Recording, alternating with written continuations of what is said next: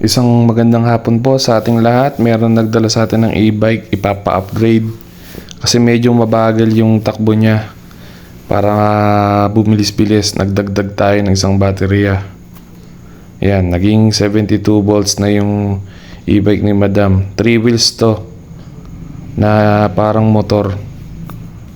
Ayan, i-upgrade lang natin para bumilis-bilis. Tingnan natin kung gumanda yung takbo ng e-bike. Dati kasi 30 lang ang tinatakbo yata nito.